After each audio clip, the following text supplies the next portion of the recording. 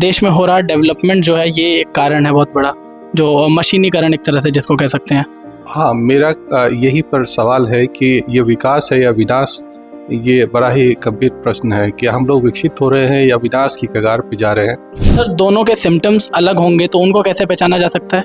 जैसे heart attack होगा तो उसके लिए आपको भी सीने में दर्द होगा और बाएं दाएं तरफ जा सकता है। लोग कहेगा कि मेरे छाती पे पत्थर रख दिया है या हाथी बैठ गया है, सांस लेना नहीं पा रहा है, पसीने आ रहे हैं, बीपी कम हो रहा है, बेहोशी छा रही है।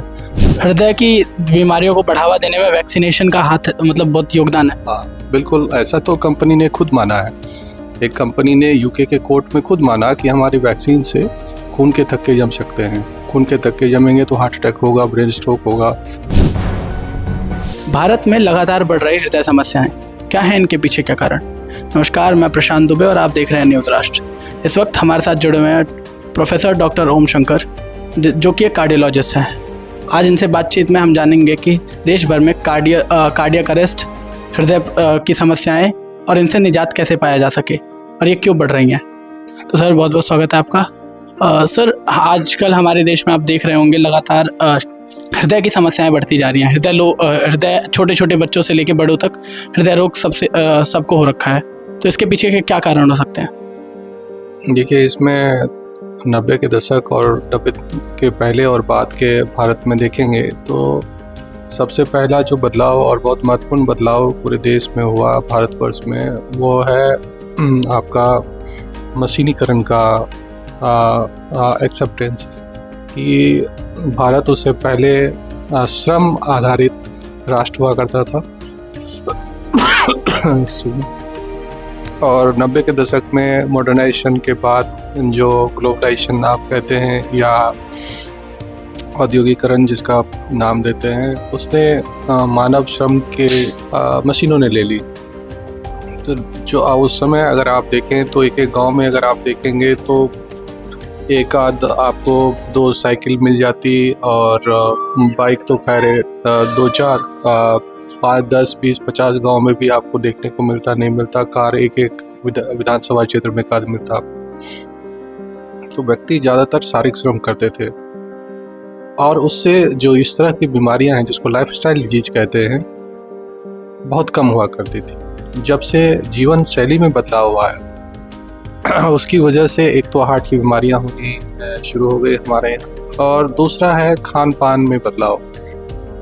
ये वही समय था जिस समय कि उससे पहले पूरा भारतवर्ष सिर्फ ऑर्गेनिक खाना खाता था, जिसको मतलब आप कहते हैं कि कोई कृत्रिम इस्तेमाल नहीं की जाती थी, कोई स्प्रे नहीं, कोई दवाइयाँ नहीं, और जैविक तरीके से उसका उत्पादन होता था।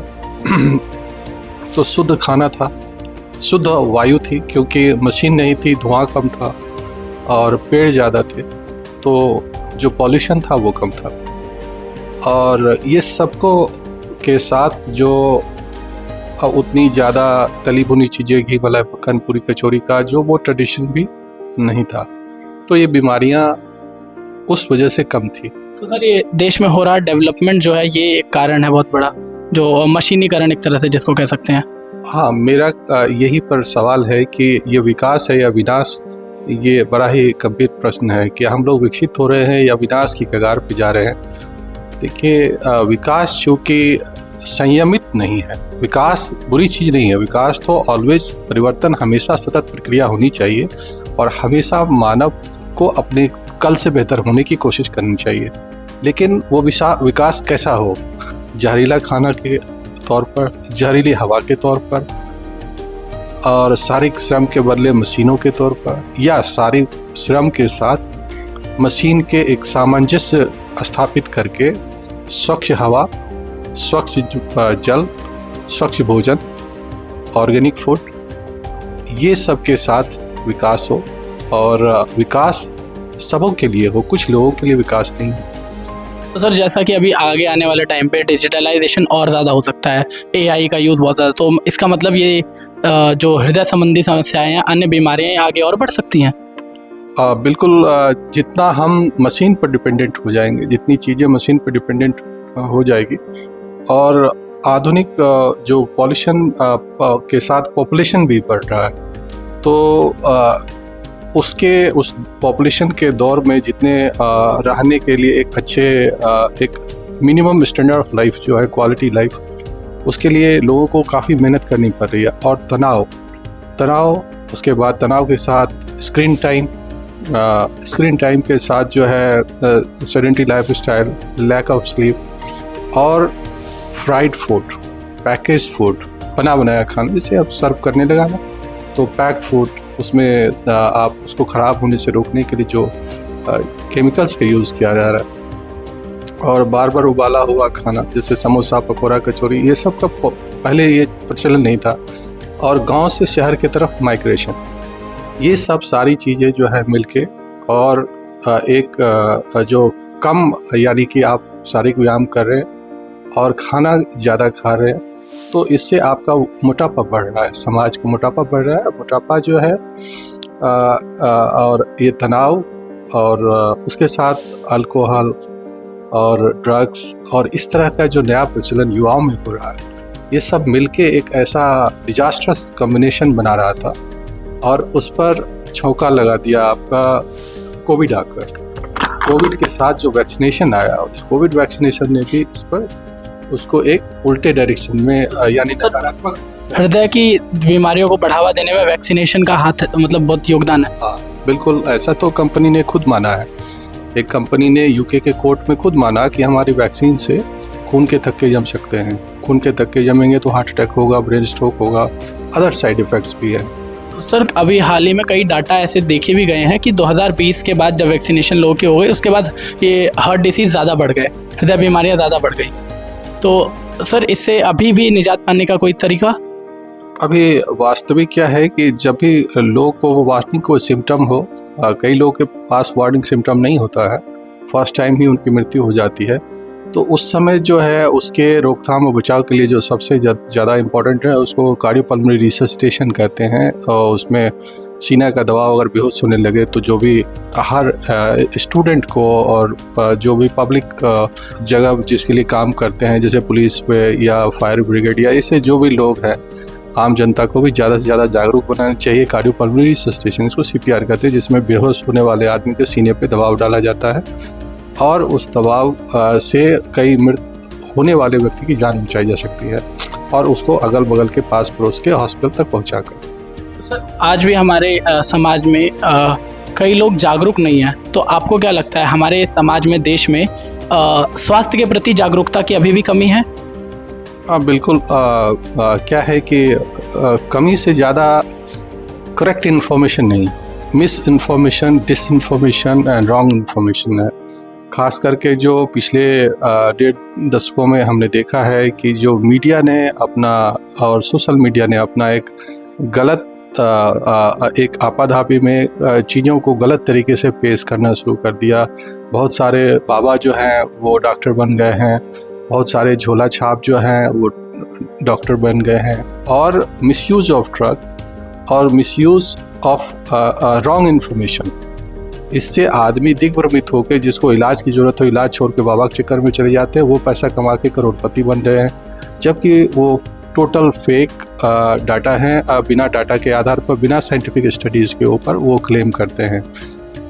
हम ये नहीं कहते हैं कि आयुर्वेद या नेचुरोपैथ कोई इलाज का तरीका नहीं है, हम ये कह रहे हैं कि उसके जो प्रूवन हैं, जो रिकॉर्डेड इन्फॉर्मेशन रिसर्च के आधार पर पहले से फिक्स है, वो बिल्कुल उसका उपयोग किया जाना चाहिए। वो एक सप्लीमेंट्री होता है। और मॉडर्न मेडिसिन पे भी हम ऐसा नहीं कहते कि हम फिजिकल एक्सरसाइज को नहीं कहते कि नहीं करना चाहिए, खान पान पे बदलाव नहीं करना चाहिए, सब सारे मेडिसिन प्रणाली कहती है इसको, लेकिन खाली उसी से सब पर नियंत्रण नहीं कर सकता। बहुत सारे लोग हैं, जैसे विश्वरूप है या ऐसे और भी कई हैं जिन्होंने एकदम झूठे दावे कर रहे हैं जाके, और लोगों को दिग्भ्रमित कर रहे हैं और गलत दावे करके उनका शोषण कर रहे हैं, हज़ारों करोड़ रुपए कमा रहे हैं और उनको मरने के मौत के मुंह में समा रहे हैं। सर आजकल हाल ही में हम लोग केस देखेंगे, ज़्यादातर सेलिब्रिटीज़ में कार्डियक अरेस्ट के केसेस ज़्यादा आते हैं। लोग कार्डियक अरेस्ट को हार्ट अटैक समझ बैठते हैं, तो हार्ट अटैक और कार्डियक अरेस्ट में क्या वो है डिफरेंस है? कार्डियक अरेस्ट का मतलब होता है हृदय की गति का रुक जाना। ये ज़रूरी है हार्ट अटैक के बाद भी हो सकता है, या धड़कनों में बदलाव की वजह से भी हो सकता है, और कई वजहों से हार्ट की धड़कन रुक सकती है। लेकिन हार्ट अटैक उसको कहते हैं जिसमें खून की नलियाँ जो है उसमें खून के थक्के जम जाए और उनसे खून के आगे का बहाव रुक जाए। इसकी वजह से अगर मौत होती है, हार्ट का रुक जाना और मौत, तो वो वजह जो है उसको हम लोग हार्ट अटैक कहते हैं। और कार्डियक अरेस्ट, हार्ट का रुक जाना, वो कई सारे वजहों से हो सकती है। तो सर दोनों के सिम्टम्स अलग होंगे तो उनको कैसे पहचाना जा सकता है? जैसे हार्ट अटैक होगा तो उसके लिए आपको भी सीने में दर्द होगा और बाएं दाएं तरफ जा सकता है। लोग कहेगा कि मेरे छाती पे पत्थर रख दिया है, या हाथी बैठ गया है, सांस लेना नहीं पा रहा है, पसीने आ रहे हैं, बीपी कम हो रहा है, बेहोशी छा रही है, चक्कर आ रहे हैं। ये सब चीज़ें हार्ट अटैक के लक्षण होते हैं। जबकि इसके अलावा भी हार्ट अरेस्ट के कारण है, जैसे हार्ट फेलियर भी हो रहा है, किसी को धड़कनें गड़बड़ हो रही है, पद ज़्यादा हो रही है, कम हो जा रही है, उसमें भी हार्ट की गति रुक सकती है और हार्ट अरेस्ट कर सकता है। तो सर इन दोनों से ही हृदय की परेशानियों से निजात पाने के लिए लोगों को क्या क्या अपनाने चाहिए तरीके?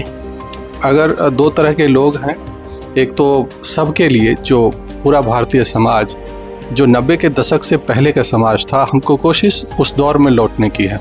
उस दौर में लौटने का मतलब क्या हुआ? ये जो पैकेज फूड है वो नहीं खाना है, ये जो ऑर्गेनिक फूड है उसको एक्सेप्ट करना है, तली भुनी चीज़ें, घी मलाई मक्खन, पूरी कचौरी, फ्राइड फूड, समोसा पकोड़े, ये सब चीज़ें नहीं खाना है, फास्ट फूड नहीं अवॉइड करना है, ग्रीन वेजिटेबल और रोटी चावल सब्जी दाल, इस तरह की जो चीज़ें हैं, और वो भी जेनेटिकली मॉडिफाइड नहीं बल्कि नेचुरल ऑर्गेनिक फूड, और प्रतिदिन 45 मिनट टहलना। सर मतलब हमें ग्रामीणीकरण करते हुए विकसित होना है, ग्रामीण व्यवस्था की ओर, जीवन शैली की ओर जाकर, और तब विकास करना है। हाँ बिल्कुल। और सिगरेट, नशा, ओबेसिटी, ग्रामीण शहर से मतलब नहीं है। अपने आप को फिजिकली एक्टिव रखना है और जागरूक रखना है, सही इन्फॉर्मेशन होना चाहिए, और बाबा और इन सब के चक्कर में नहीं पड़ना चाहिए। जो रिटन लिटरेचर है, जो साइंटिफिक लिटरेचर है, जो कोई डॉक्टर पढ़े लिखे कह रहे हैं, उनको उनकी बातों को मानना चाहिए, चाहे वो किसी भी विधा के डॉक्टर हो। धन्यवाद सर इस विशेष जानकारी के लिए। तो ये थे हमारे साथ डॉक्टर ओम शंकर। मैं प्रशांत दुबे, आप देख रहे हैं न्यूज़ राष्ट्र।